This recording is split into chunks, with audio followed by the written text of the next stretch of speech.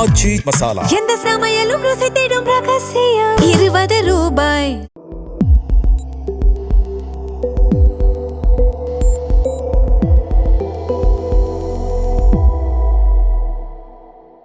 Sir வணக்கம். Sir வணக்கம். So இப்போ தமிழ்நாட்டில் பார்த்தோம்னா கடந்த சில நாட்களாக அசம்பிளி ப்ரொசீடிங்ஸை மக்களும் கேர்ஃபுல்லாக பார்க்குறாங்க. நிறைய காரசாரமான விவாதங்களும் நடந்திருக்கு. தாவேக்கா புது கவர்மெண்ட்டும் கூட நம்ம இவ்வளோ நாளாக பார்த்த விஷயங்கள் அதிமுக வர்சஸ் டிஎம்கே தான் பார்த்துருக்கோம். ஆனால் இப்போ அசம்பிளியை டிவிகேவும் டிஎம்கேவும் டாமினேட் பண்ணுறாங்க. இந்த சேஞ்ச் எப்படி பார்க்குறீங்க? புது மாற்றங்களை அசம்பிளியில் பார்க்குறீங்களா? எப்படி நீங்கள் வெபரில் ஒரு விஷயம் முதல்ல பாராட்டியே தீரணும். 1000 விமர்சனங்கள் இந்த அரசின் மீது இருந்தாலும் லைவாக அதை வந்து டெலிகாஸ்ட் பண்ணுறாங்க. ஸ்டாலின் பண்ணலை. ஸ்டாலின் பேசி முடித்தோன்னா கேமரா வந்து ஒன்று ஆஃப் ஆகிடும், ஒளிபரப்பு நிறுத்தப்படும். இல்லைன்னா எடப்பாடி பேசுகிறாருனாலும் கேமரா வந்து ஸ்டாலின் கிட்ட இருக்கும், ஆடியோ அவுட் ஆகிடும். எடப்பாடி பீரியட்லையும் இப்படி தான் இருந்தது. இவங்க 2 பேரும் அதில் ஈக்குவல். ஆனால் இந்த முறை வந்து ஃபார் த ஃபஸ்ட்டு டைம், ஏன்னா முதல் இந்த 2 நாள் நடந்த செஷனில் வந்து அவங்களும் இதை ஆஃப் பண்ணி விளையாண்டாங்க. பட் இப்போ இந்த பட்ஜெட் செஷன் 1 மந்த் நடக்கக்கூடிய பட்ஜெட் செஷன் 1 வாரம் நடந்திருக்குது. இப்போ 4 நாள் ரிசர்ச் லீவு, மறுபடியும் மண்டேலேருந்து நடக்கும். செப்டம்பர் 8ஆம் தேதி வரைக்கும் இருக்குது. உண்மையிலேயே பாராட்ட வேண்டிய ஒரு விஷயம் வந்து live telecast of the assembly. நிறைய பேருக்கு அசம்பிளியை பார்க்கணுன்ற ஒரு ஆர்வம் வருது. வழக்கமாக அந்த அசம்பிளி ப்ரொசீடிங்ஸ் வந்து தூர்தர்ஷனில் அந்த காலத்தில் இப்போ கூட போடுறோம், வயலும் வாழும் மாதிரி நினச்சிட்டு யாருமே பார்க்க மாட்டாங்க. அதை ஏன்னு கேட்டிங்கன்னா ஆளுங்கட்சி பேசும்போது மட்டும்தான் கேமராஸ் ஆடியோ அண்ட் வீடியோ இருக்கும். எதிர்கட்சி பேசும்போது ஆஃப் ஆகிடும். இது எடப்பாடி பேசும்போதும், எடப்பாடி கவர்மெண்ட் ஸ்டாலின் கவர்மெண்ட் ரெண்டுலேயும் இதுலையும் பெரிய வீராவேசமாக நாங்கள் நேரடி ஒளிபரப்பு பண்ணுவோம்னு சொல்லிட்டு ஸ்டாலின் கவர்மெண்ட் அதில் பின்வாங்குச்சு. ஃபஸ்ட்டு டைம் தமிழ்நாடு ஹிஸ்ட்ரியில் வந்து கம்ப்ளீட்டாக வந்து லைவ் டெலிகாஸ்ட் போகுது. எந்த அளவுக்கு திமுக இதில் பயப்படுது ரேட்டில்டுனா வெக்கக்கேடான விஷயம். லைவ் டெலிகாஸ்ட் பண்ணாதீங்கன்னு ஏவா வேலு கேட்குறாரு. இந்த சபை குறிப்பிலேருந்து நீக்கின வார்த்தைலாம் வந்துருது. நான்சென்ஸ். சபை குறிப்பிலேருந்து வேண்டான்னு கேட்கல சார், அவர் சொல்கிறார் விஷயத்தில். இப்போ லைவ் டெலிகாஸ்ட் போகிறனால விஷயங்கள் உடனுடனே டிவியில் வந்துடும். ஸோ அதனால நீங்கள் உடனுடனே அதை நீக்கிருங்க, அப்புறம் பண்ணுவேன்னு விடாதீங்கன்னு சொல்கிறாரு. நான் சொல்கிறேங்க, அவர் பார்லிமெண்ட் லைவ் டெலிகாஸ்ட் வேண்டான்னு சொல்லுங்கள். இல்லை, லைவ் டெலிகாஸ்ட் பற்றி அவர் அப்ஜெக்ட் பண்ணியிருக்காரு. உள்ளுக்குள்ளே மறுபரிசீலனை செய்யணும் லெவலுக்குலாம் பேசியிருக்காரு. இது வந்து சோம்நாத் சாட்டர்ஜி பீரியடில் பார்லிமெண்ட்டில் 2004 and 9 full and full. In fact அதுக்கு பிறகு இப்போ 2009 and 14 வந்து லோக்சபாவில் வந்து இது வந்து கம்ப்ளீட் வந்து டெலிகாஸ்ட் ஆச்சு. உங்களுக்கு ராஜ்யசபா லோக்சபா ரெண்டுமே மோடி கவர்மெண்ட் வந்தோன்னா கொலாப்ஸ் ஆச்சு. தமிழ்நாட்டில் எடப்பாடி பீரியட்லையும் ஸ்டாலின் பீரியட்லையும் ஒன் சைடாக போச்சு. இப்போ வழக்கமாக வந்து லைவ் டெலிகாஸ்ட் வேணும்னு எதிர்கட்சியும் வேணான்னு ஆளுங்கட்சியும் சொல்லும். ஃபார் த ஃபஸ்ட்டு டைம் எதிர்கட்சி வேணான்னுது, ஆளுங்கட்சி வேணும்னுது. இதில் தான் இவங்களோட லட்சணம் தெரியுது. சபை குறிப்பிலேருந்து நீக்கினது போய்டுன்றாங்க. அது ஒரு இஷ்யூவே கிடையாது. லைவ் டெலிகாஸ்ட் பண்ண வேண்டாம்னு சொல்ல நான் பார்த்தேன். அது லைவ் டெலிகாஸ்ட் பண்ண வேண்டாம்னு அவர் சொல்ல, பண்ணக்கூடாதுன்னு சொல்ல. அவர் என்னன்னு சொன்னார்? அவர் தான் என்ன சொல்கிறாருன்னா, முன்னாடிலாம் நாங்கள் ரெக்வஸ்ட் பண்ணுவோம் சபை குறிப்பிலேருந்து நீக்கணுன்றது, அதுக்கப்புறம் நீங்கள் நீக்குவீங்க. இப்போ அப்படி பண்ணால் போய் சேர்ந்துடும், தவறான விஷயங்கள் மக்கள்கிட்ட போய் சேர்ந்துடும். ஸோ உடனுடனே நீங்கள் அதை நீக்கிருங்க. ஏன்னா அவர் நீக்காமல் இருப்பார், அதுக்கு சொல்லியிருப்பார். இல்லை, அங்கே தான் ஒரு சிக்கல் வருது. இவங்க இல்லை நேரடியாக வந்து டிவியை பற்றிலாம் பேசவே இல்லை. நேரடியாக வந்து இந்த எக்ஸ்பென்சிவ் ரிமார்க்ஸை பற்றி பேசும்போது அது அந்த காலத்துலேயே வந்துருக்குது. எப்படின்னா வந்து ஸ்பீக்கர் வந்து சாதாரணமாக உடனே எக்ஸ்பென்ஸ் பண்ண மாட்டார். Speaker will take some time. Both Jayalalithaa government, Karunanidhi government எல்லாம் தான் அவர் சொல்கிறாரு. அது இப்போ இருக்க சிக்கல் என்னன்னா, அதை பண்ண முடியாது. ஏன்னு கேட்டிங்கன்னா அது பொலிட்டிக்கல் டிசிஷன். மார்னிங் ஈவினிங் பேப்பர்ஸில் வந்துடும். ஏன்னா நான் இது வந்து 91-96 பீரியடில் இந்த இஷ்யூ வந்து முதல்ல ஜெயலலிதா சிஎம் ஆன பீரியட் நான் ஃபீல்டுக்கு வந்த புதுசு. அப்போ பேசவே விட மாட்டாங்க அந்த அம்மா. அப்போ சேடப்பட்டி முத்தையான ஸ்பீக்கர். அப்போ அவர் வந்து meet the press Chennai press கிளப்பில் அவர் நேரடி சந்திப்பில் இந்த மாதிரி பண்ணிட்டீங்கன்னா அவை உரிமை மீறல் வரும்போது பிரச்சனை ஆகும்னு ரிப்போர்ட்டர்ஸ் கேட்டப்போ எனக்கு நல்லா ஞாபகம் இருக்கும் 30 வருஷத்துக்கு முன்னால். அப்போ இதே தான் சொன்னார். மார்னிங்கில் வந்து நடந்திருக்கு. மார்னிங்கில் வந்து யாராவது வந்து காங்கிரஸ் உறுப்பினர்கள் ஏடிஎம்கேவோட இப்போ சண்டை போட்டு பண்ணுறாங்க. இல்லை பருதி ஒரே உறுப்பினர் டிஎம்கேல அவங்க ஏதோ பேசுகிறது வந்து சபை குறிப்பில் வந்து அல்லது ஏடிஎம்கே பேசுகிறது சபை குறிப்பிலேருந்து நீக்க மாட்டாங்க. ஈவினிங் பேப்பர்ஸில் வந்துடும் 2 மணிக்கு மேலே. ஏன்னா ஈவினிங் பேப்பர் டெட்லைன் வந்து 2 மணிக்கு மேலே. அப்போ என்ன பண்ணுவோம், சபாநாயகர் நான் அவை குறிப்பிலேருந்து நீக்கிறேன்னு அது சபை குறிப்பில் ஏறிடுச்சு அப்படின்வாங்க. எனவே அந்த இஷ்யூஸ் எல்லாம் வந்து இப்போ வந்து அட்ரஸ் பண்ணுங்கன்னு அவர் கேட்குறாரு. Whatever it is, Velu சொன்னது எதுவாக வேணா இருக்கட்டும். Live telecast of the assembly வந்து உண்மையிலேயே பாராட்ட வேண்டிய நல்ல விஷயம் தான். அது ஒரு நல்ல விஷயம். இதில் வந்து விஜய் கவர்மெண்ட் வந்து பாராட்ட வேண்டிய விஷயந்தான். ஏன்னு கேட்டிங்கன்னா மக்களுக்கு வந்து ஒரு ஆர்வம் வருது அசம்பிளி ப்ரொசீடிங்ஸை பார்க்குறதுக்கு என்னன்றது. உள்ளே நடந்த டிபேட்ஸ் எல்லாத்தையும் பொறுத்த வரைக்கும் வந்து என்னோட பர்சனல் ஒப்பீனியன் வந்து கான்ட்ரரி டு பப்ளிக் பர்செப்ஷன், அதாவது இந்த ரிப்போர்ட்டர்ஸ் மத்தியிலே ஜேர்னலிஸ்ட் மத்தியிலே வந்து தாவேக்காவை வந்து திமுக வறுத்தெடுக்க போகிறாங்க, திமுக வந்து எக்ஸ்பீரியன்ஸ்டு மெம்பர்ஸு டிவிக்கு எல்லாம் யங் பீப்புள் அண்டு வந்து ஃப்ரெஷர்ஸுன்னு. பட் ஆக்சுவலி அந்த ஒப்பீனியனுக்கு எதிராக வந்து அவைலபிள் சுச்சுவேஷனில் இந்த given the background of their inexperience they've done better, நல்லா தான் பண்ணியிருக்காங்க நான் சொல்லுவேன். டிவிகே மினிஸ்டர்ஸ் வந்து பரவலான எதிர்பார்ப்புக்கு மாறாக வந்து நல்லாவே அவங்க வந்து சபையில் பெர்ஃபார்ம் பண்ணியிருக்காங்க. ஹவவர் பிரச்சனைகள் இருக்குது. சில பேருடைய ஸ்பீச்சஸ் வந்து இப்போ உதாரணத்துக்கு மரிய வில்சன் ஃபினான்ஸ் மினிஸ்டர் வந்து அவருடைய நடவடிக்கைகள், அவர் வந்து ரொம்ப வெளிப்படையாக தன்னோட மத அடையாளத்தை வெளியில் காண்பித்தது. அதுக்கு பிறகு அடுத்த நாள் அவரே வந்து அதுக்கு வருத்தம் தெரிவித்தார். அந்த மாதிரியான இஷ்யூஸ் இருக்குது. சில மினிஸ்டர்ஸ் வந்து ப்ரிப்பரேஷன் இல்லாமல் பேசுகிறாங்க. பட் ஓவரால் காம்போசிஷன் என்னை பொறுத்த வரைக்கும் நிச்சயமாக வந்து ஒரு புது கவர்மெண்ட்டு, ஒரு புது கட்சி அசம்பிளி உள்ள வந்து அவங்க நல்லா மாட்டிப்பாங்க, திமுக அவங்கள தோச்சி எடுக்க போகுது. ஏன்னா DMK is an experienced political party, that house ப்ரொசீடிங்ஸில் நினச்சதுக்கு மாறா நல்லாவே பர்ஃபார்ம் பண்ணியிருக்காங்க தாவேகா மந்திரிகள். வரும் நாட்களில் இது இன்னும் பெட்டராகவும் நம்ம எதிர்பார்க்கலாம். குவாலிட்டி ஆஃப் த டிபேட்ஸ் எப்படி உயர்ந்திருக்கான்னு கேட்டிங்கன்னா அதில் ஒன்றும் பெரிய மாற்றம் இல்லை. சில நல்ல ஸ்பீச்சஸும் இருந்தது. உதாரணத்துக்கு நம்ம கூட இப்போ பேசிகிட்டு இருக்கும்போது சொன்னீங்க, நம்ம திருமதி சௌமியா அன்புமணி பாட்டாளி மக்கள் கட்சி சட்டமன்ற குழு தலைவர், நிறைய பேர் சொன்னாங்க என்கிட்ட, நான் கேட்கல அவங்க ஸ்பீச்சை. இப்போ நீங்கள் கூட நம்ம கொஞ்சம் நேரத்து மேலே பேசிகிட்டு இருக்கும்போது சொன்னீங்க அவங்க நல்லா பேசினாங்க, சௌமியா நல்லா பேசினாங்க அப்படின்னீங்க. அந்த மாதிரி வந்து there are good speeches. That women representation அதிகமாக இருக்குது. ஒரு விஜய் சீஃப் மினிஸ்டர் கூட நேற்று சொன்னார், லாஸ்ட் டைம் வந்து அந்த ஹவுஸில் வந்து 12 பெண்கள் இருந்தாங்க, இந்த முறை 23 பேர் இருக்காங்க. So there are positive signs. நான் வந்து இந்த செஷனை to be frank with you, 100 நாள் முடியல, இன்னும் 90 நாளை கடந்துகிட்டு இருக்காங்க. 95 நாள் 96 நாள் 20ஆம் தேதி வந்துன்னா 100 நாள் முடியுது. கட்சி ஆரம்பித்த 2.25 வருஷத்தில் ஆட்சியை பிடிச்சிருக்காங்க. எக்ஸப்ட் செங்கோட்டையன் எல்லாமே ஃப்ரெஷர்ஸ் தான். ஸோ அந்த பின்புலத்தில் பார்க்கும்போது இது வந்து ஒரு நாட் அ பேட் செஷன். இது ஒரு மோசமான சட்டசபைன்னு சொல்ல முடியாது. பாசிட்டிவ் சைன்ஸ், சாதகமான அம்சங்கள் தென்படுகின்றன. மறுபடியும் சொல்கிறேன், ரொம்ப பாராட்ட வேண்டிய ஒரு விஷயம், ஆக்கப்பூர்வமான விஷயம், கம்ப்ளீட் லைவ் டெலிகாஸ்ட். அது வந்து எல்லா உறுப்பினர்களுக்கும் ஒரு பொறுப்பையும் கொடுக்கும். ஆளுங்கட்சியாக இருந்தாலும் எதிர்கட்சியாக இருந்தாலும் கண்டமேனிக்கு பேசுறது, ஆபாச வார்த்தைகளை பேசுறது, அதெல்லாம் தயங்குவாங்க. ஏன்னா நேரடியாக மக்கள் பார்த்துக்கிட்டு இருக்காங்க. அரசு இதை தொடர வேண்டும். எக்காரணத்தை கொண்டும் லைவ் டெலிகாஸ்ட் நிறுத்தக்கூடாது. இப்போ நீங்கள் சொன்ன மாதிரி இந்த லைவ் டெலிகாஸ்ட் ரொம்ப அவசியமான விஷயம், ஜனநாயகத்துக்கு தேவை. அசம்பிளியில் என்ன நடக்குதுன்ற விஷயத்த கண்டிப்பாக மக்கள் பார்க்கணும். திராவிட கட்சிகள் 2 பேரும் பண்ணது ரொம்ப தவறான ஒரு விஷயம். இவ்வளவு நாளா அவங்க லைவா போடாம இருந்தாங்க. ஆமா. ஆனா இதோட ஒரு சைடு எஃபெக்ட் என்னன்னு நான் பாக்குறேன்னா, ஒரு சைடு எஃபெக்டா தான் நான் சொல்றேன். ஒரு சைடு எஃபெக்ட் நான் என்ன பாக்குறேன்னா, கேமராக்கு பெர்ஃபார்ம் பண்ண ஆரம்பிக்கிறாங்க எம்எல்ஏஸ்லாம். குறிப்பா தாவேகா எம்எல்ஏஸ் பார்த்தோம்னா கேமராக்கு பெர்ஃபார்ம் பண்றதை பார்க்க முடியும். ஏன்னா அவங்களுக்கு தெரியுது மக்கள் எல்லாம் பார்த்துட்டு இருக்காங்க. ஸோ மக்களுக்கு தேவையான, மக்கள் முன்னாடி நம்ம ரொம்ப டாமினண்டா காட்டணுன்றதுக்காக சில விஷயங்களை தாவேகா எம்எல்ஏஸ் பண்றதை நான் பாக்குறேன். குறிப்பா மரிய வில்சன் அவர்களோட பிஹேவியர் நான் அப்படிதான் பாக்குறேன். அவரை பொறுத்தளவுல என்ன அட்டாக் பண்ணா நான் எல்லாரும் முன்னாடியும் நானும் டாமினண்டா இருப்பேன், டக்குன்னு எகிரி இன்னொரு அடி அடிப்பேன் அப்படின்ற இடத்துல போறாரு. அப்புறம் பேக் ஃபயர் ஆகுது, அதுக்கப்புறம் ரிவர்ஸ் போறாரு. அப்புறம் நிறைய பர்சனல் அட்டாக்ஸ் உள்ள இருக்கிறத நம்ம பார்க்க முடியுது. சில நேரங்களில் தவறா சாதிக்காத விஷயத்த சாதிச்சோன்னு சொல்றது, இந்த மாதிரி விஷயங்கள்லாம் பார்த்தோம்னா ஏன் பண்றாங்கன்னு நான் பாக்குறேன்னா, இப்ப லைவா எல்லாம் பார்த்துட்டு இருக்காங்க. ஸோ நான் மக்கள் முன்னாடி பெர்ஃபார்ம் பண்ணணும். முன்னாடி மாதிரி 4-5 பேர் பாக்குறது இல்லை, வயலும் வாழ்வும் மாதிரி பார்க்கல. இப்ப விஜய் அவர்களும் உட்காந்துருக்காரு, அவரை பார்க்கறதுக்கே நிறைய பேர் லைவா பார்ப்பாங்க. ஸோ அவங்க முன்னாடி நான் பெர்ஃபார்ம் பண்ணுன்ற அந்த இன்டென்ஷனும் அங்கே இருக்கும்னு பாருங்க. இல்லை, அது இருக்கலாம், அது நான் மறுக்கல. நீங்க சொல்றதை நான் மறுக்கல. அதாவது வந்து கேமரா பர்ஃபார்மன்ஸ்ன்றது இருக்கலாம், பர்சனல் அட்டாக்ஸ் இருக்கலாம், I don't deny. But Gabriel, நீங்கள் இந்த மாதிரி விஷயங்களை எப்படி பார்க்கணுன்னா, பேலன்ஸ் ஆஃப் கன்வீனியன்ஸ், எதில் வந்து லாபம் அதிகம், எதில் வந்து நஷ்டம் அப்படின்னு பார்க்கும்போது லைவ் டெலிகாஸ்டால் வரக்கூடிய லாபங்கள் அதிகம், நஷ்டங்கள் இருக்குது, சில சைடு எஃபெக்ட்ஸ் இருக்குது, யாரும் அதை மறுக்க முடியாது. இது வந்து வரும் நாட்களில் வந்து இது வந்து over the period of time, 1 ஆண்டு அல்லது 2 ஆண்டில் வந்து அவங்க மெச்சூர்ட் ஆவாங்க. இது வந்து பக்குவம் அடைவார்கள். அவங்க வந்து இப்போ நீங்கள் பார்த்தீங்கன்னா வந்து இந்த பர்ஃபார்மன்ஸ் வந்து உங்களுக்கு வந்து ஆளுங்கட்சிக்கிட்ட அதிகமாக இருக்குது, எதிர்கட்சிக்கிட்ட வந்து ரொம்ப குறைவாக இருக்குது. ஏன்னா அவங்க எக்ஸ்பீரியன்ஸ்டு பீப்புள்.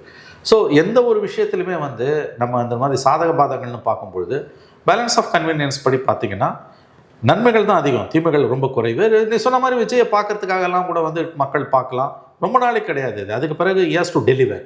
ஆகவே இந்த உறுப்பினர்கள், இப்போ இவர் நம்முடைய மரிய வில்சன் ஆகட்டும், அல்லது சில அமைச்சர்கள் சில பேர் பேசுறது, இதெல்லாம் வந்து நல்லாவே தெரியுது, கேமரா முன்னால் தான் வந்து அவங்க இது பண்ணுறாங்க.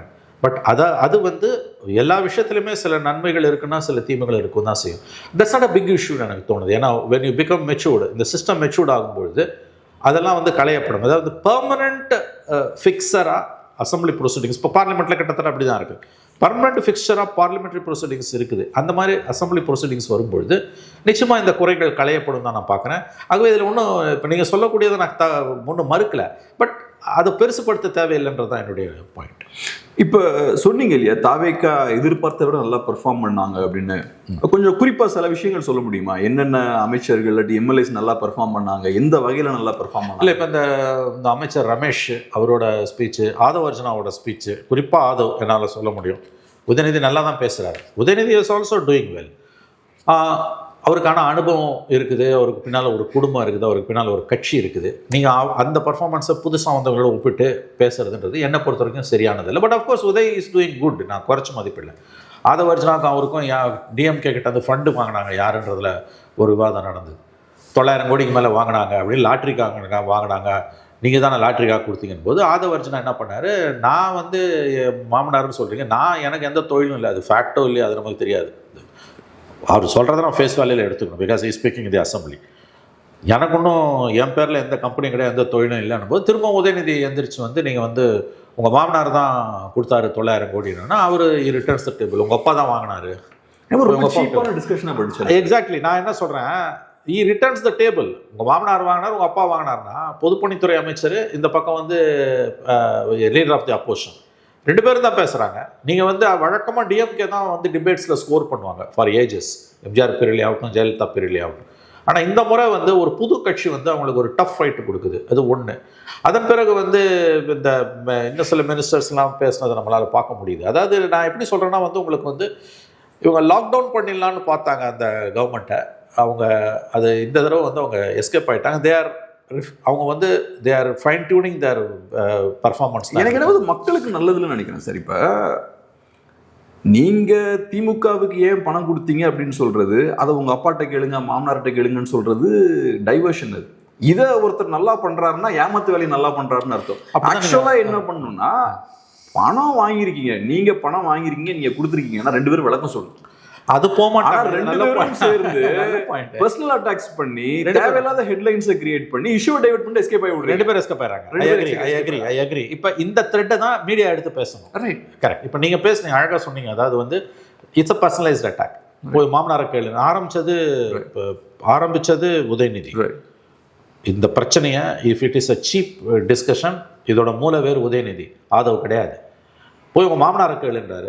மாமனார் ஹவுஸ்லேயே இல்லை, ட்ரிகர் ஆகிடக்கூடாது, அதை பொறுப்பை ரெஸ்பான்சிபிள் இல்லைங்க. அவன் பண்ண மாட்டாங்க, அவர் பண்ண மாட்டாருங்க. நீ ட்ரிகர் பண்ணினா அவன் ட்ரிகர் ஆவாங்க. அப்படி பார்த்தா யுவர் எக்ஸ்பீரியன்ஸ் இஸ் இன்எக்ஸ்பீரியன்ஸ், உனக்கு பொறுப்பு அதிகம். நீ உங்கள் மாமனார்னு போய் உங்கள் அப்பாவை கேளுட்டாங்க. சொன்ன மாதிரி இஷ்யூ என்னன்னா, மாமனாரும் அப்பாவும் இஷ்யூ கிடையாது. 900 கோடியை ஒரு லாட்ரி கம்பெனி யாருக்கு கொடுக்குது? ஒரு கட்சி கொடுக்குது. என்னை பொறுத்த வரைக்கும் more than that company, it is a party which is responsible. அவன் ப்ரைவேட் பார்ட்டி, அவங்க பிஸ்னஸ் மேன், அவங்க தொழிலை எக்ஸ்பேண்ட் பண்ண தான் பார்ப்பாங்க. நீ எதுக்கு வாங்கின? நீங்கள் வாங்கவும் செய்வீங்க, ஊர் நியாயமும் பேசுவீங்க, உலகத்திலே நீங்கள் தான் உத்தமர்கள் மாதிரி வேஷம் கட்டுவீங்களா? இது 2 பேருக்குமே பொறுப்பு இருக்கு 100%. ஏன்னா முதல்வர் அவர்கள் பதவி இருக்கும்போது அவங்க உட்கார்ந்துருக்காங்க அங்கே. அதை தாங்க நான் சொல்கிறேன். நான் என்ன சொல்கிறேன், அவங்க பிஸ்னஸ் பீப்புளுங்க. அவங்க பிஸ்னஸ் பீப்புள். அவங்க எல்லா கவர்மெண்ட்டுக்கும் அவங்க கொடுக்க வேண்டியதை கொடுப்பாங்க. Every business house in India bribes a ruling party as well as opposition. இது ஊரறிஞ்ச உண்மை. நீ வாங்கினல்ல, கரெக்ட். உத்தம மாதிரி எதுக்கு பேசுகிறப்ப? அப்போ பொறுப்பு திமுக தான் அதிகம். திமுகவுக்கும் இருக்கு. இன்ஃபேக்ட் நான் என்ன நீங்க சொல்ற ஒரு பாயிண்ட் நான் ஒத்துக்கிறேன். 2 பேரும் எக்ஸ்பிளைன் பண்ணணும். அதிகமா எக்ஸ்பிளைன் பண்ண வேண்டியது திமுக. இன்ஃபேக்ட் நான் you are the money taker. DMK கண்டிப்பா எக்ஸ்பிளைன் பண்ணணும். தாவேகா சைடுல இருந்து என்ன எக்ஸ்பிளனேஷன் கொடுக்கணும்னா, திமுக தீய சக்தின்றீங்க, தீய சக்திக்கு 900 கோடி ரூபாய் கொடுத்தா தீய சக்தியை பலப்படுத்தும், நான் கூட பலவீனப்படுத்துமா? இப்போ தாவேகா இந்த இடத்துல எனக்கு என்னமோ நீங்க நினைக்கிற மாதிரி அவங்க பிளாக் ஆகல. ஏன்னு கேட்டீங்கன்னா, இஸ் அன் இண்டிவிஜுவல். எனக்கு லீகல் எக்ஸ்பிளனேஷன் வேண்டாம். மாரலி கேட்டீங்கன்னா ஆதவ் பேர்ல கோர்ட்டில் நடக்கிற விவாதம் இல்லை. இல்லை, ஆதவ் பேரில் உடனே நீ ஆதவ் கிட்ட துட்டு வாங்கிட்டேன்னுவாங்க. நல்லது. ஆதவ் பேரில் எந்த கம்பெனிஸும் இல்லை. And money giver was not Aadhav, it was his father in law. அவங்களுக்கு சேஃப்கார்ட்ஸ் இருக்குது. இப்போ இந்த இஷ்யூ ஆரம்பித்தது யாருங்க? நீ பணத்தையும் வாங்குவ, 1000 கோடி வாங்குவ, உத்தம மாதிரி சட்டசபையில் பேசுவியா? இது என்னங்க நியாயம்? உங்கள் நியாயம் இன்னமும் அதிகாரத்தில் இருக்க மாதிரி நீங்கள் நினச்சிட்டு இருக்கீங்க. அதை வாங்கி கட்டிக்கிட்டாங்க. அதை தான் நான் நல்ல பர்ஃபார்மன்ஸ். என்னடா அதை பிடிச்சி பேச வச்சுருந்துருக்கணும் அவங்கள. ஏங்க 2 சொல்லுங்க. ஏங்க அந்த நியாயமான ஆமா, நீ பதிலே கொடுக்காம 2 பேரும் பர்சனல் அட்டாக்ஸ் பண்ணி எஸ்கேப் ஆகுறாங்க. நீங்க 1000 கோடி உனக்கு வாங்குறேன்னா பாலிசி டிசிஷன்ஸ்ல அதோட இம்ப்ளிகேஷன்ஸ் இருக்காதா? 5 வருஷமாக திமுக கவர்மெண்ட் எடுத்த பாலிசி டிசிஷன்ஸில் அதோட இம்ப்ளிகேஷன் இல்லையா? கண்டிப்பாக இருக்கும். ஆனால் அது 2 பேரும் பேச மாட்டாங்க. அதுதான் பிரச்சனை. இதோடு நிறுத்திப்பாங்க. இதை யார் பேசணும்னா தேர்ட் பார்ட்டி பேசணும். தேர்ட் பார்ட்டி பேச மாட்டான். எப்படி பேசுவோம்? மீடியா தான் பேசணும். மீடியா அதை விட கேவலமாக இருக்குது. ஆட்சி மாறினாலும் காட்சி மாறல. 90% மேலே மீடியா திமுகவோட கொத்தடிமையாக இருக்குது. டெல்லி மீடியா, குஜராத்தில் இருக்க மீடியாங்க, அது இன்றைக்கி மோடிக்கு எதிராக எழுதுது. இன்றைக்கி ஆட்சி மாறினாலும் காட்சி மாறல, இன்னமும் திமுகவோட கொத்தடிமையாக தான் இருக்குது media. This is shameful thing.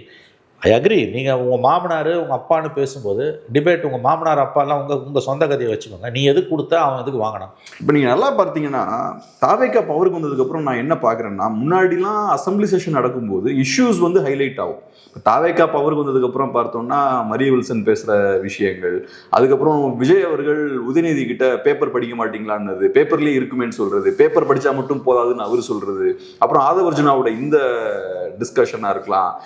இப்படி தேவையில்லாத விஷயங்கள்லாம் பார்த்தோம்னா பேசு பொருளாக மாறுது. எனக்கு சந்தோஷம் என்னன்னா, அஃப்கோர்ஸ் லைவ் டெலிகாஸ்ட் பண்றீங்க, ஆனால் பேசு பொருளாகிற விஷயம்லாம் பார்த்தீங்கன்னா 1 பைசாவுக்கு பிரயோஜனம் இல்லாத விஷயங்கள் பேசு பொருளாகுது. இப்போ குறிப்பாக மரிய வில்சன் அவர்கள் அந்த மத ரீதியாலாம் பேசினதுக்கப்புறம் அது நடக்கிறது கிறிஸ்டியன் கவர்மெண்டான ஒரு குரூப்பு, அப்புறம் இல்லை அவரோட மதத்தை வெளிப்படுத்துறதுக்கான உரிமை இருக்குன்னு சொல்லிட்டு இன்னொரு குரூப். இதெல்லாம் ஆக்சுவலாக விவாத பொருள் ஆகும். ஆக்சுவலா என்னென்ன இஷ்யூஸை உள்ள பேசுறாங்களோ அது விவாத பொருள் ஆகணும். ஏகப்பட்ட டைவர்ஷன்ஸும் ஏகப்பட்ட ட்ரிவியல் இஷ்யூஸும் அங்கே விவாத பொருள் ஆகுது. எனவே ஃபர்ஸ்ட் டைம் கேப்ரியல் வந்திருக்காங்க. கான்ட்ரரி டு எக்ஸ்பெக்டேஷன்ஸ், மறுபடியும் நான் சொல்கிறேன், தேவ் டன் பெட்டர். ஏன்னா திமுக மாதிரியான ஒரு ரோபஸ்ட் பவர்ஃபுல் அப்போசிஷன் இருக்கும்போது இந்த பர்ஃபார்மன்ஸ் வந்து இட்ஸ் பெட்டர். அப்படி தான் நான் இதை பார்க்குறேன்.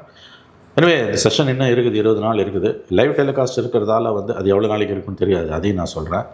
இருக்கிற வரைக்கும் ஓடுற வரைக்கும் ஓடட்டும். லைவ் டெலிகாஸ்ட் இருக்கும்போது பொறுப்போடு நடந்து கொள்வார்களும் நம்ம பார்க்கலாம். இது ஓவரால் குவாலிட்டி ஆஃப் த டிபேட்ஸ்னு பார்த்தீங்கன்னா அது கொலாப்ஸ் ஆகி போச்சுல. அது எப்போ யாரோட பீரியடோட, அது வந்து காங்கிரஸ் கவர்மெண்ட்டோடய போயிடுச்சு. கருணாநிதி இருந்த வரைக்கும் கூட வந்து கொஞ்சம் அதிகமாக தான் நல்லாவே தான் இருந்தது. அதுக்கு பிறகு ஸ்டாலின் பீரியட்லாம் அது கீழே கொலாப்ஸ். 21க்கு பிறகு 16லேருந்தே கொலாப்ஸு. ஸ்டாலின் பீரியடில் இன்னும் இப்போ அது எங்கே போய் முடியும்னு நமக்கு தெரியல. லைவ் இருக்கிறதால வந்து லேட்டஸ்ட் ஹேவ் சம் பார்க்கலாம் என்ன பண்ணுறாங்க. முதல்வரோட பெர்ஃபார்மன்ஸ் எப்படி பார்க்குறீங்க? அசம்பிளியில் பேசுகிறதே இல்லைங்க, ரொம்ப கம்மியாக தான் பேசுகிறாரு. அவர் இன்னும் நிறையா பேசணும். ரொம்ப ஷார்ட்டாக தான் பேசுகிறாரு அவர் வந்து. அது டிசப்பாயிண்டிங்காக தான் இருக்குது பர்சனலாக. மற்றவங்கெல்லாம் பேசுகிறாங்க, உடனே பதில் சொல்கிறாங்க. சீஃப் மினிஸ்டரோட இது வந்து ரொம்ப குறைவாக தான் இருக்குது. வராரு சட்டசபைக்கான, ரெகுலராக வராரு. அவர் இன்னும் அதிகமாக பேசணும். நிறைய இஷ்யூஸில் வந்து இன்டர்வியூ பண்ணி கூட பேசணும். வரும் நாட்களில் பேசுவாரான்னு நம்ம பார்க்கலாம். ஏன்னா இப்போ இந்த இதில் வந்து பட்ஜெட் செஷனில் வந்து சில மானிய கோரிக்கைகளில் வந்து அவர் தான் பதில் சொல்லணும். குறிப்பாக காவல்துறை மானிய கோரிக்கை, அது எப்போ எடுக்க போகிறாங்கன்னு தெரியல. அது ரொம்ப ப்ரெஸ்டிஜியஸான ஒரு மானிய கோரிக்கை. எல்லா சீஃப் மினிஸ்டருமே அதை வந்து ரொம்ப ஸ்டார் பர்ஃபார்மன்ஸாக பார்ப்பாங்க. போலீஸ் பில்லில் காவல்துறை, ஆயத்தீர்வை, தீயணைப்புத்துறை இதெல்லாம் சேர்த்து வரும். அந்த டிபேட்டில் வந்து எல்லோரும் பேசுவாங்க. அதில் முதலமைச்சர், ஏன்னா அவரோட டிபார்ட்மெண்ட், அதில் முதலமைச்சர் பதில் சொல்லுவார். அதில் அவர் என்ன பேசுகிறாருன்றதை பார்க்கணும். எழுதி வச்சு தான் மோஸ்ட்லி படிக்கிறார் அவர் வந்து. இன்னும் அதிகமாக இன்டர்வியூ பண்ணணும். ப்ரெஸ்ஸையும் பார்க்குறதில்ல. அவரோட ஃபங்க்ஷன்ஸில் மீடியாவுக்கும் அனுமதி கிடைக்கிறதே கஷ்டமாக இருக்குன்றாங்க. இது வந்து ஒரு நெகட்டிவ் சிக்னல். மோடி மாதிரியாக தான் விஜயும் இருக்கார். கம்ப்ளீட்டாக மீடியாவை ஷன் பண்ணுறாரு. மோடியாவது மன் கி பாத் ஒரு தடவை இவரும் அந்த மாதிரி தான் எங்கேயாவது கூட்டத்தில் பேசிடுறாரு. அவர் ஆல் இண்டியா ரேடியோவில் பேசுகிறாரு. எங்கேயாவது ஒரு பொதுக்கூட்டத்தில், கட்சி கூட்டத்தில் பேசுகிறாரு. மாதம் ஒரு தடவை. இந்த மாதம் டியூ இன்னும் வரல. அந்த 1 மந்த்து ஒரு தடவை பேசுகிற அந்த ஸ்பீச்சில், அது 1 மாதம் முன்னால் நடந்ததில் எதுக்கெல்லாம் அவர் ரியாக்ட் பண்ணுறோன்னு நினைக்கிறாரோ அதை ரியாக்ட் பண்ணிடுறாரு. ஒரு பெர்செப்டபிள் சேஞ்ச் என்னென்னு கேட்டிங்கன்னா, மோடி வந்து டைரெக்டாக மீடியாவோட இன்ட்ராக்ட் பண்ணாட்டியும் ட்விட்டரில் அக்ரெசிவாக இருக்கார், உங்களுக்கு தெரியும். இப்போ இன்ஸ்டாலையும் வந்துட்டார் மோடி. இவர் வந்து ட்விட்டரில் இருந்த விஜய் வந்து சிஎம் ஆன பிறகு அங்கேயும் பர்ஃபார்மன்ஸ் இல்லை. ஆல்மோஸ்ட் வந்து கான் அவே ஃப்ரம் ட்விட்டர் தான் தெரியுது. இன்ஸ்டாலையும் இல்லை. ஸோ இஷ்யூஸுக்கு நேரடியாக ஜோசப் விஜய் முதலமைச்சர் ரியாக்ட் பண்ணுறதுன்றது இன்ஸ்டண்ட்டாக இல்லை. எவ்வளோ பெரிய இஷ்யூவாக இருந்தாலும் மோஸ்ட்லி மந்த்லி ஒன்ஸ் அவர் பேசுகிற பேச்சில் தான் வந்து ரியாக்ஷன் இருக்குது. இது ரொம்ப தவறானது, சிக்கனிங். இது ரொம்ப தவறான ஒரு அணுகுமுறை தான் நான் பார்க்குறேன். மீடியாக்கிட்ட சுத்தமாக பேசுறதில்லை. அசம்பிளிக்கு வராரே ஒழிய வந்து இன்டர்வென்ஷன்ஸ்லாம் ரொம்ப கம்மி. அவரோட இந்த செப்டம்பர் 8 வரைக்கும் இருக்குது. அவருடைய துறை சம்மந்தப்பட்ட மானிய கோரிக்கைகளில், குறிப்பாக காவல்துறை மானிய கோரிக்கைகள்லாம் அவர் என்ன பேசுகிறாரு என்னன்றதை நாம் பொறுத்திருந்தான் பார்க்க வேண்டும். பேசாதது, மீடியா கிட்ட பேசாதது, இன்ட்ராக்ட் பண்ணாததெல்லாம் வந்து ஒரு பெருங்குறையாகத்தான் இருந்து கொண்டிருக்கிறது. ஸோ இப்போ போன அசம்பிளி செஷனில் பார்க்கும்போது அக்ரஸிவாக ஒரு ஸ்பீச் கொடுத்தாரு. அது பெரிய வைரலான ஒரு ஸ்பீச்சாகவும் மாறிச்சு. ஆனால் இப்போ இது வரைக்கும் பார்க்கும்போது ரொம்ப லோக்கி இதாக மெயின்டைன் இல்லை, இன்னும் நாள் இருக்குது, செப்டம்பர் 8 வரைக்கும் இருக்குது. ஒரு ஃபினிஷ் டச் கொடுப்பாருன்னு பார்க்குறீங்களா? I believe. ஏன்னா இந்த செஷன், பட்ஜெட் செஷன் தான் வந்து குரூஷியல். ஃபஸ்ட்டு பட்ஜெட் செஷன் ஒரு புது கவர்மெண்ட்டுக்கு அதுதான் crucial. You will give some furious speeches அப்படின்னு தான் எனக்கு தோணும். ஓவராலாக பார்க்கும்போது திமுகவுக்கு ஒரு சிக்கல் இருக்குன்னு நினைக்கிறேன். இப்போ இவங்களை டீல் பண்ணுறது கொஞ்சம் சிக்கல் இருக்குன்னு நினைக்கிறேன். ஏன்னா இப்போ இவ்வளோ நாளாக அவங்க அதிமுகவை டீல் பண்ணி பழகிருக்காங்க. அதிமுகவை எப்படி டீல் பண்ணணும்னு தெரியும். அதிமுகவை டீல் பண்ணி ட்ரெயினும் ஆகிருப்பாங்க. இப்போ திடீர்னு ஒரு புது டீம் உள்ள வந்து உட்காந்துருக்காங்க. பர்சனல் அட்டாக்ஸ்லாம் பண்ணுறாங்க. டைனமிக்ஸே மாறுது. கேமரா வச்சுருக்காங்க. இல்லை, அது அவங்களுக்கு அடாப்ட் பண்ணிப்பாங்க. நான் டிஎம்கேவோட ஒரு பெரிய பலம் என்னன்னு கேட்டிங்கன்னா தேர் அடாப்டபிலிட்டி. இப்போ அசம்பிளிக்குள்ளேயே பார்த்தீங்கன்னா சீனியர் மினிஸ்டர்ஸ்லாம் ரொம்ப லோ கீழே கெஜுவல் பண்ணி தான் பேசுகிறாங்க. இப்போ ஏவா வேலையெல்லாம் வந்து என் மாப்பிள்ளை, எங்கள் அண்ணன், எங்கள் தம்பி இப்படி தான் பேசுகிறாங்க. டிஎம்கேக்கு வந்து அந்த கேலிபர் உண்டு அவங்களுக்கு. அதாவது எந்த சுச்சுவேஷனையும் அவங்களால ஹேண்டில் பண்ண முடியும்.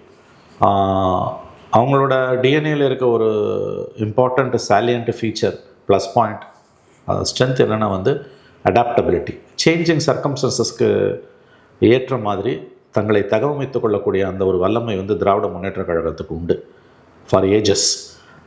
இப்போயும் அதை வந்து அவங்க ஃபைன் டியூன் பண்ணிக்கிட்டு தான் இருப்பாங்க. தே வில் மேனேஜ்னு எனக்கு தோணுது. ஆனால் திமுக ஒன்றை புரிந்து கொண்டு இருப்பார்களான்னு நம்புகிறேன். அவங்க நினச்ச மாதிரி தாவேக்கா வீக் இல்லை. அவங்க போட்டு தோச்சி எடுத்துலான்னு நினச்சாங்க. கும்முன்னு கும்மி இல்லைங்க, நல்லாவே பதில் கொடுக்குறாங்க. அவங்களும் வந்து ஃபைன் டியூன் பண்ணிகிட்டு இருக்காங்க. இந்த சேஞ்சிங் சர்க்கம்ஸ்டன்சஸ்க்கு கேமராஸ் எல்லாம் இருக்குது. இவங்க நினச்ச அளவுக்கு தாவேக்கா வீக்கனிங்காகவும் இல்லைன்னும் போது டிஎம்கே தன்னை தகவமைத்துக் கொள்ளும். அவங்களோட பலமே, மறுபடியும் சொல்கிறேன், adjusting and readjusting, that is in their DNA. இப்போ தாவேக்கா ஆக்சுவலாக என்ன பண்ணுறாங்கன்னு நான் சொல்கிறேன் சார். இப்போ தாவேக்காவை பொறுத்தளவில் திமுக இஷ்யூஸை ஹேண்டில் பண்ணுறது டிஃப்ரெண்ட்டாக பண்ணுறாங்க. இப்போ திமுக ஆட்சி காலத்தில் என்ன பண்ணுவாங்கன்னா, ஒரு விஷயம் நடக்குது, தப்பு நடக்குதுன்னா நியூஸை சப்ரஸ் பண்ணிடுவாங்க. நியூஸ் வெளிவராமல் பார்த்துப்பாங்க. தாவேக்கா என்ன பண்ணுறாங்கன்னா ரொம்ப டைனமிக்காக இருக்காங்க. தாவேக்காவை பொறுத்தளவில் நியூஸை சப்ரஸ் பண்ணுறது கிடையாது, ஆனால் கவுண்டர் நரேட்டிவ் செட் பண்ணுறது. இப்போ தாவேக்கா குதிரை பேரம் பண்ணுதுன்னு சொன்னால், இல்லை திமுக தான் குதிரை பேரம் பண்ணுதுன்னு இன்னொரு இடத்துல அதை திருப்பி விட்டுறது. அதே மாதிரி இப்போ அசம்பிளியில் ஏதாவது ஒரு அட்டாக்ஸோ ஏதோ ஒன்று வருதுன்னா அதை பர்சனல் அட்டாக்லாம் பண்ணிட்டு அதையும் டைவெர்ட் பண்ணுறது. இல்லை காவிரின்னா டீலிமிட்டேஷன், டைவர்ஷனை கிரியேட் பண்ணுறது. நான் பார்க்குறது என்னன்னா, தாவேக்கா இந்த கவுண்டர் நரேட்டிவ் செட் பண்ணி இஷ்யூவை டைவெர்ட் பண்ணுறதுல பெரிய ஸ்கில்டாக இருக்காங்க. திமுக கம்ப்ளீட்டாக வேறு ஸ்ட்ராட்டஜி ஃபாலோ பண்ணாங்க. இவங்க கம்ப்ளீட் டிஃப்ரெண்டான ஸ்ட்ராட்டஜி ஃபாலோ பண்ணுறாங்க. அதில் ரெண்டுமே சரிதான், தப்புன்னு ரெண்டுமே சரின்னு சொல்ல மாட்டேன். இது தப்புன்னு சொல்ல ரெண்டுமே இல்லை. அதாவது திமுக பண்ண பெரிய தப்பு பாவம் வந்து மீடியாவை சப்ரஸ் பண்ணதும், இன்ஃபர்மேஷனை கண்ட்ரோல் பண்ணதும், நெரேட்டிவை கண்ட்ரோல் பண்ணதும். தோத்ததுக்கு அதுதான் காரணம். இன்ச் பை இன்ச் மீடியாவை திமுக கண்ட்ரோல் பண்ண மாதிரி தமிழ்நாடு ஹிஸ்ட்ரியில் யாருமே கண்ட்ரோல் பண்ணது கிடையாது. ஈவன் மோடி கூட பண்ணது கிடையாது. அந்த காரியத்தை ஸ்டேட் மிஷினரியை கையில் வச்சுக்கிட்டு, போலீஸை கையில் வச்சுக்கிட்டு திமுக வந்து நெரேட்டிவை கண்ட்ரோல் பண்ணுச்சு. அதுக்கான வேலையை தான் இன்றைக்கி கொடுக்குறாங்க அவங்க. பட் இப்பயும் திருந்தின மாதிரி தெரியல. இப்பயும் வந்து கையில் இருக்க பணத்தை வச்சுக்கிட்டு அவங்க அந்த நெரேட்டிவை செட் பண்ணிக்கிட்டு இருக்காங்க. விஜயோட ஆட்டிடியூடுன்றது டு லார்ஜ் எக்ஸ்டென்ட் நீங்கள் சொன்ன மாதிரி சப்ரஸ் பண்ணுறதெல்லாம் கிடையாது. எந்த நியூஸும் போடாதுன்னு விஜய் கவர்மெண்ட் கிட்ட இருந்தோ அவங்களுடைய ஆட்கள் கிட்ட இருந்தோ எந்த மீடியா ஹவுஸுக்கும் எந்த அழுத்தமும் கிடையாது. பட் இவங்க policy as you said correctly counter நெரேட்டிவை செட் பண்ணுறது, இது ஒரு புது விதமான ஆட்டிடியூடாக இருக்குது. எனக்கு தெரிஞ்சு இது பெட்டரு. அது வந்து நீ வந்து கையில் இருக்க பணத்தை, பவரை, மீடியாவை எல்லாத்தையும் வச்சுக்கிட்டு நீங்கள் வந்து சப்ரஸ் பண்ணீங்க. அதுக்கான வேலை தான் இன்னைக்கு தோத்து. ரெண்டு கேஸ்லயுமே மக்கள் கவுண்டர் நரேட்டிவ் பட்டுறதை வந்து நம்ம தப்புன்னு சொல்ல முடியாது கேப்ரியல். நீங்கள் வந்து அது வந்து ஒரு பொலிட்டிக்கல் பார்ட்டியோட ரைட். அதை நான் எப்படி தப்புன்னு சொல்ல முடியும்? திஸ் மாடர்ன் ஏஜ் வந்து நீ ஒரு நெரேட்டிவை பில்டு பண்ணுறேன்னா நான் ஒரு நெரேட்டிவ் பில்டு பண்ணுறேன். But I am not using the state power. இல்லை என்ன, நான் எந்த ஆங்கிள்லேருந்து வரேன்னா, நான் மக்கள் நலன்லேருந்து நான் பேசுகிறேன். மக்கள் நலன்லேருந்து நீங்கள் பார்த்தீங்கன்னா, காவிரி இஷ்யூ வரும்போது நீங்கள் சைலண்டாக அதை டீலிமிட்டேஷன் வச்சு டைவெர்ட் பண்ணுறீங்கன்னா மக்களுக்கு இங்கே ஏமாற்றம் இல்லது. இல்லை நான் அது கொஞ்சம் நுவான்ஸ்டாக நீங்கள் வெறும் பொலிட்டிக்கலாக மட்டும் நான் பார்க்க முடியாது. நான் தாவே கட்சிக்காரன் இல்லை நான் என்ன சொல்கிறேன், நுவான்ஸ் அதை மீறி தான் வந்து பீப்புளை இன்ஃபார்ம் பண்ண வேண்டிய வேலை மீடியாவுக்கு இருக்குது. ஸ்டாலின் பீரியட்லே ஆகட்டும், விஜய் பீரியட்லே ஆகட்டும், மீடியா தான் கடமையை செய்யலைன்னா அதுதான் பெரிய தப்பு. ஸ்டாலினும் தப்பு கிடையாது, விஜயும் தப்பு கிடையாது. மீடியா நெரேட்டிவை, பப்ளிக் நெரேட்டிவை நான் சப்ரஸ் பண்ணுவேன்னு ஸ்டாலின் கவர்மெண்ட் நினைக்குது, திமுக நினைக்குதுன்னா தப்பே இல்லை. ஏன்னா அதுதான் அவங்க புத்தி, ஆட்சியாளர்களோட புத்தி. தனிப்பட்ட திமுகவோட ஸ்டாலினோட சொல்லலை, ஆட்சியாளர்களோட புத்தி. அவங்க வேலையை அவங்க செய்கிறாங்க. ஆனால் மீடியா வெள்ளக்காரன் காலத்தில் கூட முதுகெலும்போடு இருந்த மீடியா, சர்வாதிகார நாடுகளில் கூட முதுகெலும்போடு இருக்க மீடியா, ஏன் மோடியோட குஜராத்தில் கூட முதுகெலும்போடு இருக்க மீடியா இந்த 5 வருஷம் ஸ்டாலின் கவர்மெண்ட்டில் வந்து கற்பனை பண்ண முடியாத அளவுக்கு ஆட்சியாளர்கள் காலடியில் நாய்க்குட்டியாக உட்காந்துருந்தது. அதுக்கு அவங்க வாங்கின வெகுமதிகள் எவ்வளவு என்பதெல்லாம் அது தனி கதை. நான் ஏன் சொல்ல வரேன்னு கேட்டிங்கன்னா, நான் ஸ்டாலினை குறை சொல்ல மாட்டேன், திமுக குறை சொல்ல மாட்டேன். அது அவங்க வேலை சப்ரஸ் பண்ணுறது. மூம்புத்தி எங்கே போச்சு? நம்ம மீடியாவை தான் நம்ம கேட்கணும். அது இன்றைக்கி நல்லா கவனிங்களா, இன்றைக்கி இருக்கக்கூடிய இன்ஃபர்மேஷன் எக்ஸ்ப்ளோரேஷனில் ஒரு செய்தியை நீ மக்கள்கிட்ட கொண்டு போகலன்னா மக்கள் மூஞ்சில் காரி துப்புவாங்கன்ற அறிவு கூட இல்லாமல் ஆட்சியாளர்கள் காலடியில் உட்காந்துருந்தீங்க நீங்கள். ஏன்னா ஒரு செய்தின்றது இன்றைக்கி வந்து நம்ம சொல்கிறதுக்கு முன்னால், நம்மனா ட்ரெடிஷ்னல் மீடியா பிரிண்ட்டோ டெலிவிஷனோ சொல்கிறதுக்கு முன்னால் மக்களுக்கு போயிடுது, சோஷியல் மீடியாவுக்கு போயிடுது. அப்போ அதை நீ மறைக்கிறன்னா மக்கள் மூஞ்சில் துப்புவாங்கல்ல, காரி துப்புவாங்கல்ல. துப்புனாலும் பரவாயில்ல, தொடச்சிட்டு போகிறேன், எனக்கு தான் காசு வருதுன்னு நீ போனேன். அதோட விளைவு தான் இன்றைக்கி மக்கள் வந்து மீடியா மேலே கம்ப்ளீட்டாக நம்பிக்கை இழந்திருக்காங்க. இது வந்து high time for media to wake up. ஏன்னா இந்த அளவுக்கு வந்து மெயின் ஸ்ட்ரீம் மீடியா தன்னுடைய நம்பகத்தன்மையை மரியாதையை இழந்ததே கிடையாது. இவ்வளோ தூரம் எக்ஸ்ப்ளோரேஷன் ஆஃப் சோஷியல் மீடியா இருக்கும்போது இன்ஃபர்மேஷன்றது வந்து இன்றைக்கி நீ சொல்கிறதுக்கு முன்னாலே மக்களுக்கு போய் சேர்ந்துடுச்சுன்ற அடிப்படை அறிவு கூட இல்லாமல் உன் கடமையை நீ செய்ய தவறியதோட விளைவு தான் இன்றைக்கி வந்து ரிசல்ட் இப்படி வந்திருக்குது. இது உங்களுக்கு ஒருத்தனாலையுமே யூகிக்க முடியல, யூகிச்சவனாலையும் சொல்ல முடியல. ஏன்னா நீ அந்த அளவுக்கு கட்டுண்டு கிடந்தாய். எனவே இப்போ இவங்களோட பாணின்றது என்னென்னா, எங்களுக்கு மெயின் ஸ்ட்ரீம் மீடியாவே வேணும். இந்த 90 நாள் கவர்மெண்ட்டோட ஒரு முக்கியமான ஆஸ்பெக்ட் என்னென்னா, மெயின் ஸ்ட்ரீம் மீடியா எனக்கு வேணாம், எனக்கு சோஷியல் மீடியா போதும், உன்னை நம்பி நான் வரல. I am here not because of you but in spite of you, ஆங்கிலத்தில் சொன்னேன். ஏன்னா இன்றைக்கி காலையில் ஒரு டெவலப்மெண்ட், இன்றைக்கி வந்து இன்வெஸ்டார் மீட்டிங்கில் அப்புறம் சீஃப் மினிஸ்டர் பேசுகிறார். அதுக்கு மீடியா வாஸ் நாட் இன்வைட்டட். அதை வந்து ஒரு ஜேர்னலிஸ்ட்டு போடுறாரு, ட்வீட் பண்ணுறாரு. அவர் வந்து அப்போ அவர் வந்து லிஸ்ட்டு பண்ணுறாரு எந்தெந்த சிஎம் ஃபங்க்ஷனுக்கு இது வரைக்கும் மீடியா அழைச்சதே இல்லை. அப்போ செக்ரட்டரியேட்டில் என்ன சொல்கிறாங்கன்னா, இது நாங்கள் எடுத்த முடியல, ஐஎன்பிஆர் டிபார்ட்மெண்ட்டில் this is the decision of the chief ministers security protocol. முதலமைச்சருடைய பாதுகாப்பு அதிகாரிகள் எடுத்த முடிவுன்றாங்க. Absolute nonsense. ஒரு மீடியா கவரேஜ் இல்லாமல் எப்படி முதலமைச்சர் ஃபங்க்ஷன் நீங்கள் நடத்துவீங்க? மீடியா உள்ளே வரணுமா வேணாமான்றதை சீஃப் மினிஸ்டர்ஸ் ப்ரோட்டோகால் முடிவு பண்ண முடியாது. அப்படி போச்சுன்னா அது ஃபேசிஸ்ட் ஸ்டேட் ஆகிடும். அதை முடிவு பண்ண வேண்டியது ஐஎன்பிஆர் டிபார்ட்மெண்ட். ஏன்னா தீவிரவாதிகளா மீடியா? அப்போ இதெல்லாம் வந்து இந்த கவர்மெண்ட் வந்து ரொம்ப நாஸ்டி ட்ரெண்ட். இது ஸ்டாலின் பண்ணதில், எடப்பாடி பண்ணதில், இதெல்லாம் இந்த கவர்மெண்ட் மாற்றிக்கணும். இல்லைனா they will pay for it. See, mainstream media DMK கட்டுப்பாட்டில் இருந்தது, இன்னமும் இருக்குது. ஸ்டாலின் விஜய்க்கு எதிராக இருக்குன்றதெல்லாம் உண்மை. பட் அது இருந்தாலும் that is not a license for you to shun or ignore media. ஏன்னா அவங்க தான் வந்து உங்களுக்கு இன்ஃபர்மேஷனை பப்ளிக்கிட்ட கொண்டு போகிறாங்க. எவ்வளோ சோஷியல் மீடியா வந்தாலும் மெயின் ஸ்ட்ரீம் மீடியாவோட ரோல்ன்றது ஒப்பீனியன் மேக்கிங்கில் பெரிய விஷயம். இதை இந்த கவர்மெண்ட் புரிஞ்சுக்கிற மாதிரி தெரியல. ஸோ ஒரு புது கவர்மெண்ட்டை நம்ம ஃபேஸ் பண்ணுறோம். மீடியா ஹவுசஸும் are struggling to cope up. ஏன்னு கேட்டிங்கன்னா கடந்த காலங்கள் மாதிரி இல்லவே இல்லை. இப்போ இது ஒரு புது சுச்சுவேஷன் டெவலப் ஆகிருக்கு. எனவே பார்க்கலாம், நாள் இருக்குது. இப்போ தான் 3 months தான் ஆயிருக்கு. ரொம்ப நன்றி சார், அருமையான இந்த பேட்டிக்கு ரொம்ப நன்றி.